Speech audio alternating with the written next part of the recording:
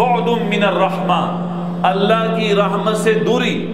اور حدیث میں آتا ہے کہ جنت میں جانے کے لیے اللہ کی رحمت کا ایک ذرہ بھی جس کو حصہ نصیب ہو گیا وہ کافی ہے، اور جہنم میں جانے کے لیے ایک چھوٹی سی لعنت بھی انسان کے لیے کافی ہے، چھوٹی سی لعنت بھی انسان کے لیے کافی ہے۔ تو لعنت کیا ہے؟ بعد من الرحمہ، اللہ کی رحمت سے دوری۔ یہ بد دعا ہے کہ تجھ پر اللہ کی لعنت ہو، یہ بڑا لعین ہے، یہ بڑے لعنتی لوگ ہیں، یہ بڑے ملعون لوگ ہیں، یہ بڑے ملعون ہیں۔ یہ جو جملے بولے جاتے ہیں ہمارے معاشرے میں، یہ لعن تان کے متعلق جملے ہیں۔ تو لعنت بھیجنے والا اگر تو لعنت بھیج رہا ہے ایسے بندے پر جو واقعتاً لعنت کا مستحق تھا، پھر تو اس کی لعنت سیدھا اس کے اوپر جائے گی۔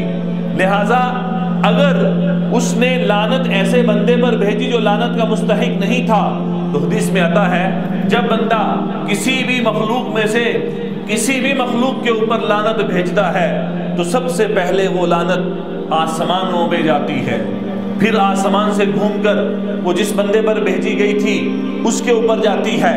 اگر وہ اس کا مستحق ہو تو اس پر وہ لعنت برس جاتی ہے، اگر وہ اس کا مستحق نہ ہو تو وہ لعنت واپس اسی بندے کی طرف لوٹتی ہے جس بندے نے اس کے اوپر لعنت ڈالی تھی۔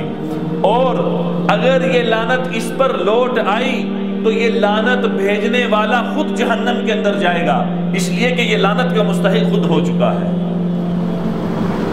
اور لعنت ہماری عورتوں میں سب سے زیادہ یہ چیز پائی جاتی تھی کہ یہ عورتیں مستورات یہ ایک دوسرے پر لعن تان و تشنیع اس قسم کی چیزیں یہ مستورات کی زبان سے ادا ہوا کرتی تھی، مستورات کی زبان سے ادا ہوا کرتی تھی۔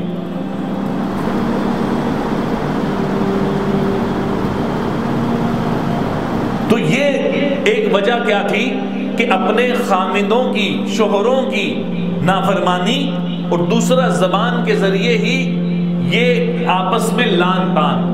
اگر دیکھا جائے تو ان دونوں گناہوں کا تعلق وہ انسان کی زبان سے ہی ہے، وہ انسان کی زبان سے ہے۔ لہذا ایک مین گناہ وہ غیبت، اور غیبت کے ساتھ لعن تان کرنا، اور اپنے خامندوں کی اگر عورت ہے ناشکری، نافرمانی، خامندوں کی نافرمانی کرنا، اس کا تعلق بھی انسان کی زبان سے ہے۔